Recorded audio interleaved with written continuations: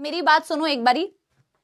Biotechnology application chapter या principal totally बेटा मैंने आपसे कहा था कि 6-7 क्वेश्चंस बन सकते हैं, तो आप मान के चलो इसमें से भी 2-3 क्वेश्चंस बन सकते हैं।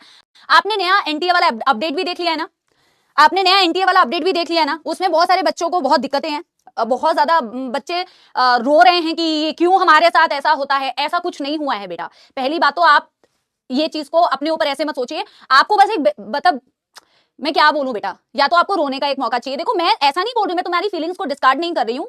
यस, लास्ट मोमेंट पे चेंजेस करना थोड़ा सा दुखदायक होता है। मैं फील कर रही हूँ आपकी बात को कि पूरे साल भर आपने जैसी प्रैक्टिस की थी 200 क्वेश्चंस की, तो आपने वो प्रैक्टिस की थी इमीडिएटली, अब वो प्रैक्टिस आपको चेंज करनी पड़ेगी, ठीक है ना। लेकिन रोने का मौका नहीं ढूंढना बेटा कि अब मौका मिल गया है। और पता है मैं एक बात बताऊं, बच्चे ना बस एक रीजन ढूंढ रहे होते हैं कि कहीं से हम बोले। देखो मैं ईमानदारी से बता रही हूँ, आप रीजन कई बार आप ऐसे रीजन ढूंढ रहे हो तो कि जिस रीजन को पकड़ के आप ये कह सको कि इसीलिए मेरे साथ ऐसा हुआ, इसीलिए मेरा पेपर अच्छा नहीं हुआ, इसीलिए मेरा सिलेक्शन नहीं हुआ। जेन्युइनली अगर मैं बताऊं तो आप रीजन ढूंढ रहे होते हो। हालांकि मैं समझती हूँ कि बेटा एंड मोमेंट पे चेंजेस करना आपके लिए ना थोड़ा सा प्रॉब्लमेटिक है, but it's not that tough. देखो पढ़ने वाले बच्चे के लिए तो वैसे बेटा ज्यादा दिक्कत वाली बात नहीं है। जो लोग एक्चुअल में ना बेटा कुछ चैप्टर्स को छोड़ देते हैं और कुछ चीजों को स्किप करके सोचते हैं कि सही हो जाएगा, वो थोड़ा सा ज्यादा प्रॉब्लमैटिक सिचुएशन में, यानी कि मोस्ट ऑफ द स्टूडेंट्स कि मैम ऑप्शंस हटा दिए। हमारे पास ऑप्शन होता था कि मेरे को ये नहीं आता था तो मैं क्या बोलती हूँ, क्या उसको छोड़ भी सकती हूँ, है ना।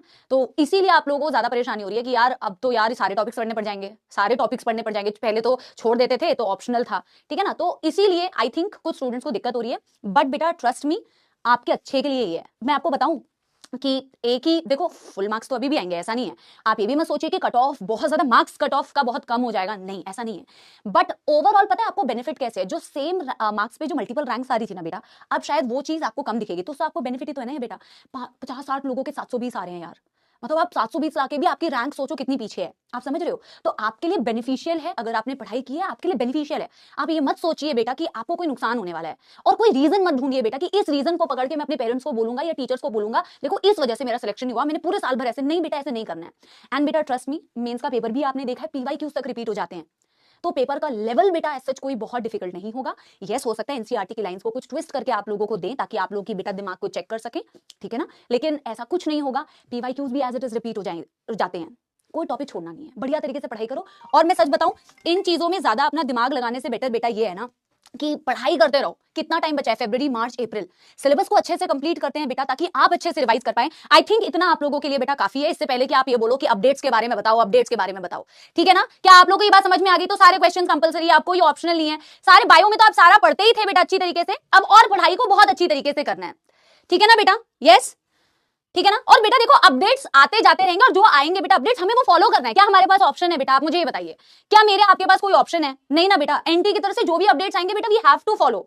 उसमें हम सिर्फ थोड़े टाइम के लिए ना तंग होके ना परेशान होके क्या करेंगे, अपना टाइम वेस्ट करेंगे। अल्टीमेटली बेटा हम सब उस चीज को फॉलो ही करेंगे, और जो चेंजेस हुए हैं वो हम सबके लिए बेटा वही चेंजेस हुए हैं, ठीक है ना। तो आप सबके लिए सेम चेंजेस है, तो घबराने वाली कोई बात नहीं है। मस्त बेटा अपना पढ़ाई करते हैं। और मैं आप लोगों को बोल दूं, इस वीक से मैं आपको रिकॉर्डेड सेशन भी दूंगी, ठीक है ना। इसमें नो इफ एंड बट बेटा, मैं बहुत बड़े रिकॉर्डिंग्स आपको नहीं दूंगी, मैं 1 घंटे का ही लेक्चर आपको दूंगी ताकि आप लोगों को बेटा ज्यादा स्ट्रेस ना हो। आपको मैंने पहले भी बोला हुआ था, इस वीक वैसे भी वेडनेसडे वाली क्लास शायद रुपेश सर मेरी क्लास ले लेंगे, तो मेरी ऑलरेडी 2 ही क्लासेस हो रही है, तो मैं आपको ज्यादा लंबी रिकॉर्डिंग्स नहीं दूंगी, 1 घंटे की रिकॉर्डिंग दूंगी। और ये आपके बेनिफिट के लिए बेटा, आपका सिलेबस अगर बेटा 1 हफ्ते पहले भी खत्म होता है ना, तो आपके पास रिवीजन का अच्छा स्कोप होगा।